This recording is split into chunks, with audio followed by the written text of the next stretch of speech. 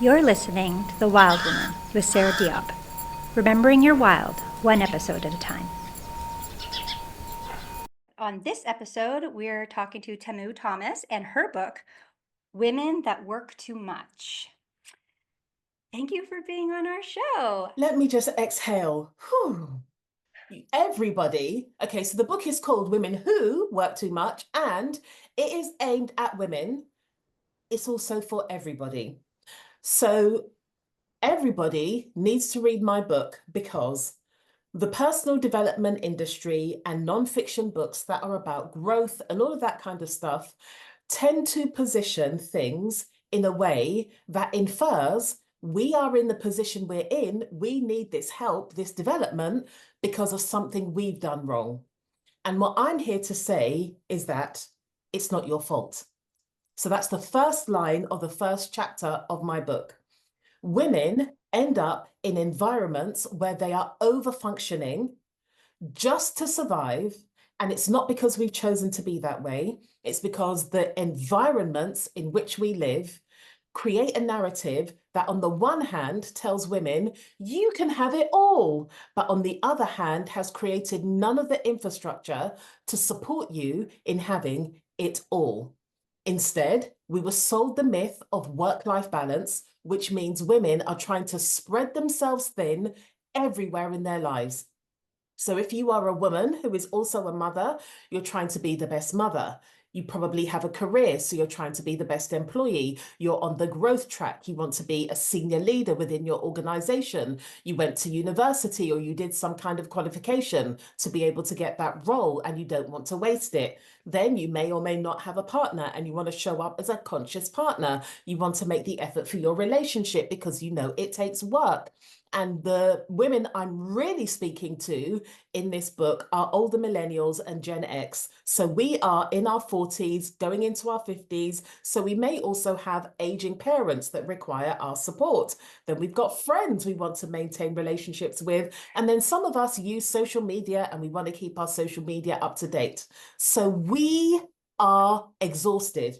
And rather than recognize that we're exhausted, we are Googling productivity hacks. We're trying to manage our time better. We want to exercise at 5:30 in the morning so that we have more energy, not realizing that you're just doing too much in the first place. And that too much is invariably based on an arbitrary success standard that is not even your own.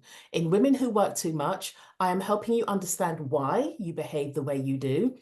I am helping you understand the impact it has, not just on your relationships, but on your relationship with yourself and your relationship with your nervous system.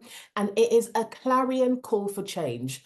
I want people, especially women who read this book, to recognize their needs as allies, their needs as a bid for connection, and burnout as a love letter from your nervous system saying, sister, you can't carry on like this. We are going to make sure that you hard stop so you can reassess your life and create a standard of success.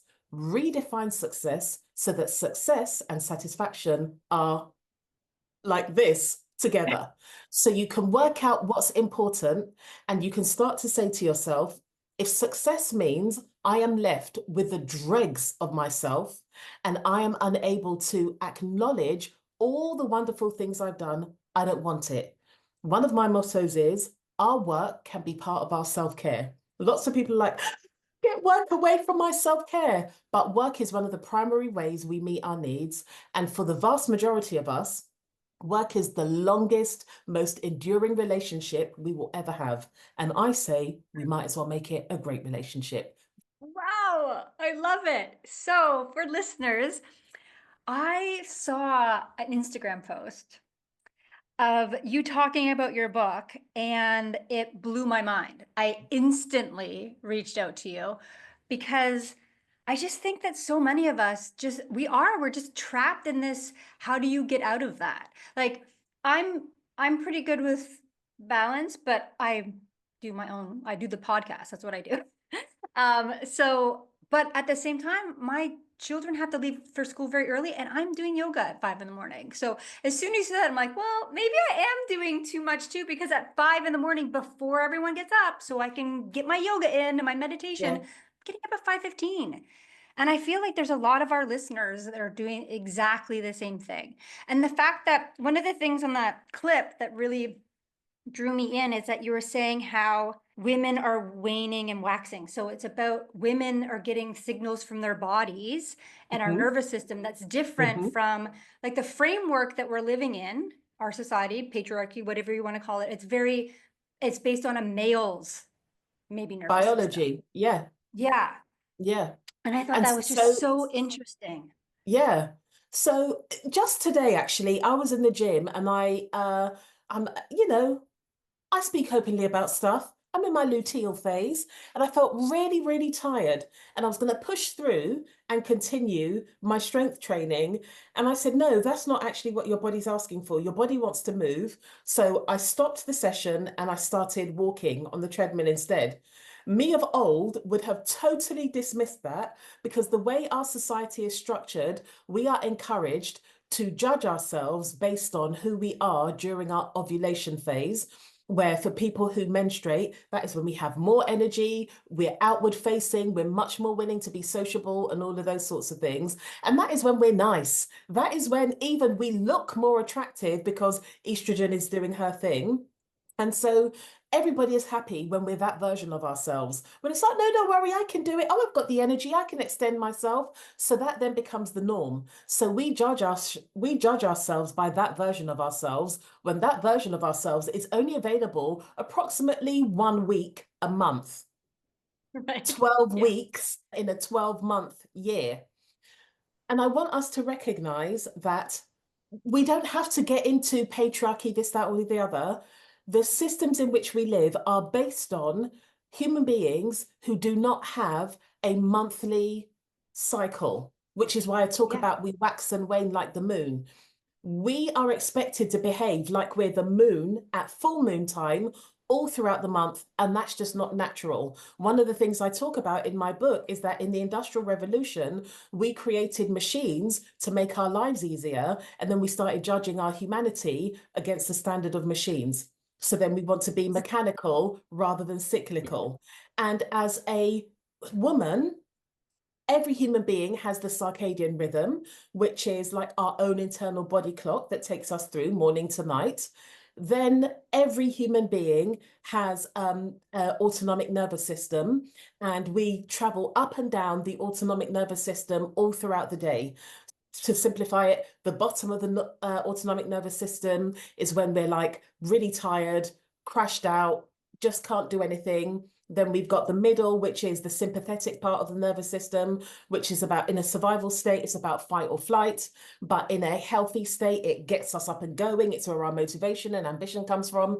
Then at the top of the ladder, we have got the ventral state, which is where we are more joyful. We're very good at connecting with other people. And it's not that we feel so safe and protected from everything. We feel safe and grounded within ourselves to take risks we wouldn't ordinarily take. And that risk may be, I'm very good at connecting, but you say I'm at a networking event, I shrink. I just don't like it. But if I'm in a very ventral state, I'm much more likely to take the risk of initiating a conversation with somebody. So we've got Right. the autonomic ladder that we're traveling up and down all day long. And then as a person that menstruates, we have our different phases of the menstrual cycle. So our bodies, whether we are conscious of it or not, are constantly working to support our humanity. So that Yes. alone is hard work. And that menstrual cycle has a massive impact on our autonomic nervous system, and it has a massive impact on our circadian rhythm. So it's not fair to us to judge ourselves based on standards that have been created for people whose testosterone pretty much stays the same throughout the month and they don't have the ebbs and flows that we experience. And when we recognize our cyclical nature, rather than judging ourselves by our off days, we can zoom out and see our productivity, our relational skills, and all of those things. We can see that through the arc of a month. And rather than writing ourselves off and telling ourselves we're terrible human beings because we're not particularly productive on 3 days of this week, we can zoom out and see, okay, 3 days of this month, I haven't been very productive, but these are my other patterns. And overall, I am a productive person. So we're able to treat ourselves with a lot more compassion. And the way us human beings are designed, when our needs are met and when we're treating ourselves with compassion, because connection is a biological need and we're the most relational species on this planet, when our needs are met, when we're showing ourselves compassion, it expands our capacity to extend that to other people. And when we extend that to other people, we're much more likely to extend it to our planet as well. Amazing. I Mm, love that.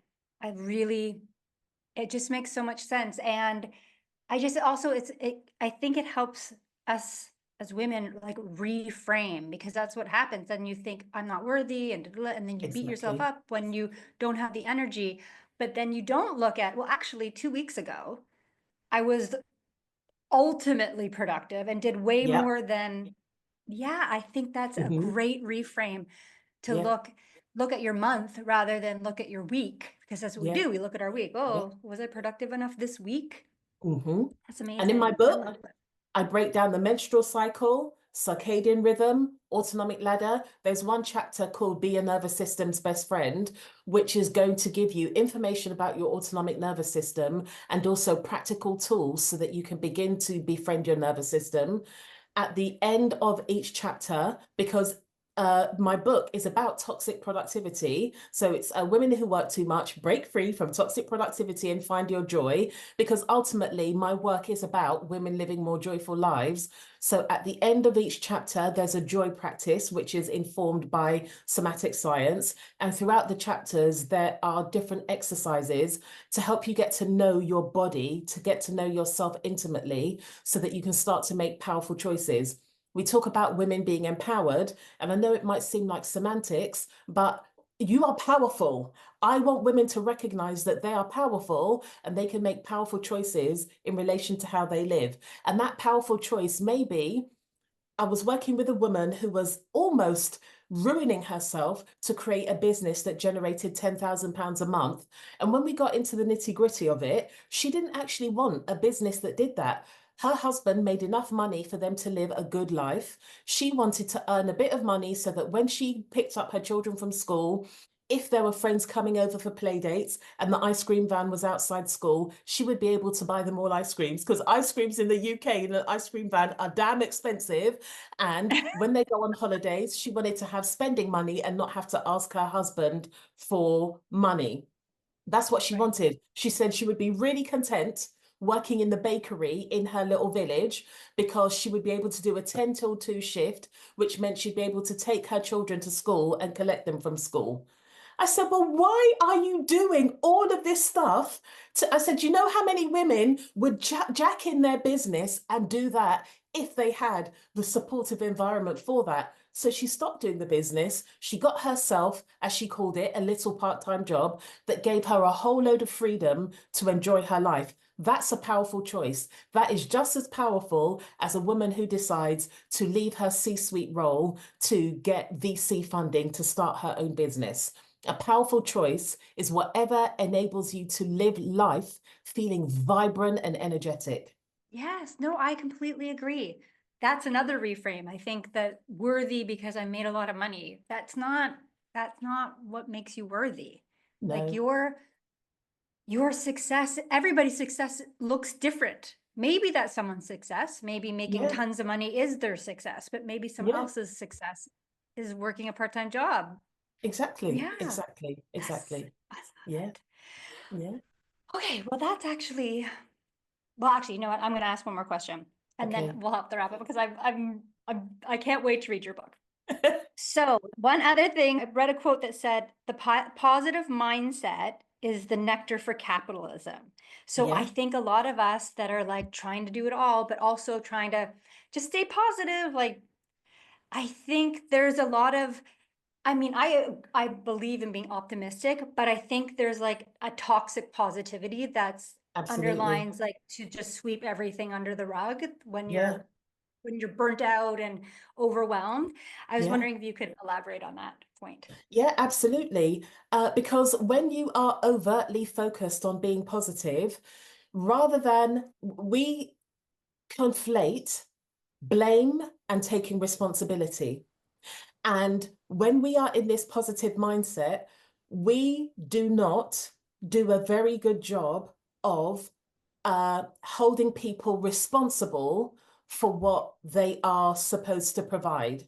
So when I think about people who talk about positivity, they will say, when I talk about systemic change and social change, they will say, oh, you're just blaming the system. No, I'm not blaming the system. What I am saying is, you, government of our country, have promised to deliver these things and you haven't delivered these things.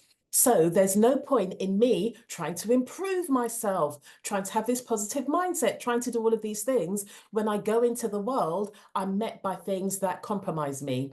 So if I think about my experience as a Black African woman, so, I've got the dark-skinned Black African woman, I can do everything I can do.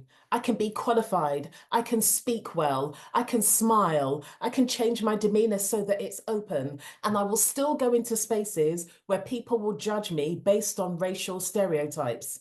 That is because of what is upheld within the system. So, what I'm saying is, absolutely be optimistic. I'm a very optimistic person. And that's partly what led me to burnout. I am a very positive, optimistic, hopeful person. And I also believe that we have a responsibility to each other to treat each other well.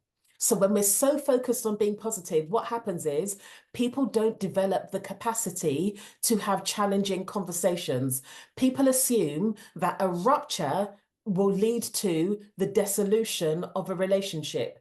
When you have got a positive mindset, you are an optimistic person, and you are rooted in hope and care, you can have a challenging discussion to address a rupture and recognize that the repair process can be a portal to bring you and the other party closer. So rather than ignoring elephants in the room, you call them in. You don't necessarily tame them, you acknowledge them.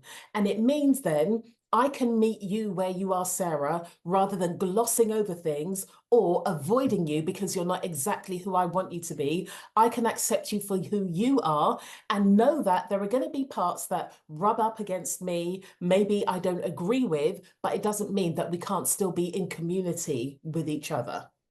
And for Yes, no, capitalism, us being divided is great because we're going to keep attacking each other rather than looking at the overall problem. And we're going to keep trying to find, I say it's like we try to have Haribo or little sweets instead of having a proper meal. We're going to keep, oh, I've got to be positive. So I've got to buy this expensive gym membership. I've got to buy this personal development program. I've got to buy all of these things. When really and truly, what we need is a community that cares about us and we care for them back. I agree 100%. And there's healthy conflict, also community, like a gym membership and doing an online program by yourself. You Exactly. need, yeah, community is Absolutely. so key. And then I'm a recovering, yes, people pleaser, always saying yes to everything. Hey. I say maybe now, maybe. So I have time to think, like, do I actually want to Exactly. do that? Exactly. Right? Yeah. But I think that that's because you're trying to be always positive and happy, and it gets you at a point where you end up getting burnt out, right? Yeah. And it's right, Yeah. it keeps you in a system because you're just too tired to be like, I can't fight anything else. Like it's trying to be positive. And yeah, I think there really is a Firing. toxic positivity that not that many people talk about. They just Yeah. keep on trying, like keep Yeah. on, and it's like Because they don't want to be seen as negative. And it's not negative, it's actually being truthful. honest. Yeah, no, that Mm. it's completely true. Anyway, I think your book is exceptional. I can't wait to read it. Thank you. I think Thank there's you. just so many of us, like everywhere, that are So especially many. women, just burnt out.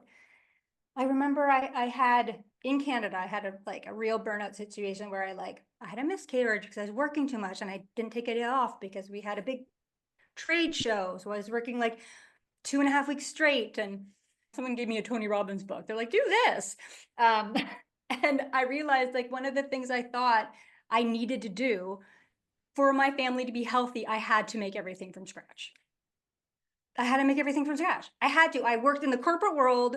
I had I had toddlers, two small children, and I was pregnant, and I was making everything from scratch and working crazy hours. And I'm like, what? And ballet and soccer. And I hear yeah, you I completely. was like, what am I doing? Completely. Why? It's ridiculous. It's just Absolutely ridiculous. ridiculous. Why? Yeah. It'd be fine if that's all you did all day long, but it's unsustainable. Right. And you're like, oh, trying to be healthy. And I'm doing my meditations before I fall asleep. It's just like, and yeah, time with your husband. And you're like, okay, good Exactly. night. When Let's do does it date end? night. When does I'm it ready for end? date night. I even know Yeah, people who are like optimizing their sleep and they're listening to whatever it is through the night. And I'm just like, give your brain a break. enough. It's Exactly. enough. I Yeah. know. Yeah. Yeah. Okay. So thank you for coming on my show. I wish you could stay longer. Listeners, you can pick up Women Who Work Too Much. Yeah. Thanks so much for being on the show. I Thank you for really enjoyed it, having and I me. can't wait to read your book. I think Awesome. it's Thank you for brilliant. having me. Yeah.